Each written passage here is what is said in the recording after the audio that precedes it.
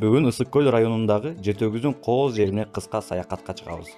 Анын түпкүрүндө жаратылышты, көчмөндөрдүн каада салтын жана экотуризмдин сүйүүчүлөрү жолугушкан жайлуу боз үй таберик лагери жайгашкан. Бул жерде туристтер жөн эле эс алышпайт.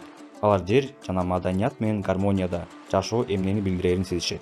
Менин атым Майрамбек Өмүрканов. Көчмөндөрдүн каада салттарын, үрп-адаттарын жана ата бабабыздан калган мурастарын кийинки муунга тааныштырып калтыруу үчүн жана дүйнөнүн ар кайсы бурчунан келген меймандарга көргөзүп тааныштырыш үчүн ушу Таберик этнолагерин негиздегенбиз.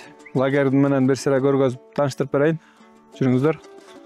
Таберик чыгармачылык, кол өнөрчүлүк тобу да бар. Аны карындашым Жаңыгүл аны менен иш алып барат. Алар ар кандай мастер-класстарды өткөрүшөт. Бизге келген меймандар кетип жатканда чыныгы бир башкача эмоциялар менен, ошондой таасирлер менен кетишет да. Боз үй бир гана үй эмес, маданиятты, жаратылышты сыйлоонун символу деп эсептейбиз. Бирок биз чоң кыйынчылыктарга дуушар болдук. Жайлоо шартында туруктуу электр энергиясы жок. Бизди жумушта да, туристтерди кабыл алууда да кыйынчылыктар жаратып келди. Биз интернетте өзүбүздү кантип таанытууну, дүйнөгө биз жөнүндө маалымат таратуунун жолдорун билчү эмеспиз. Тейлөө стандарттары жана коноктор менен иштөө боюнча түшүнүгүбүз жок болчу.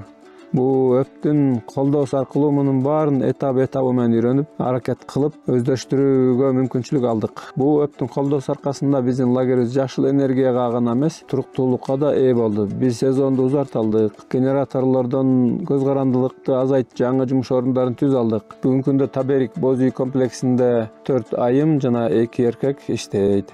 Мурун ошол 2 киловатт болчу, 2 киловатт өндүрүлчү. Азыр өптүн жардамы менен чоң мүмкүнчүлүктөр пайда болду. Азыр 5 киловатт өндүрүлүп жатат. Бул азыр бардык лагердин түнкүсүн жарыгына жетип жатат. Холодильник, морозиликтерим иштеп жатат. Ашканабыздагы электроприборлор иштеп жатат жана прачкадагы кир жууган машиналар иштеп жатат да. Бардыгына жетип жатат азыр.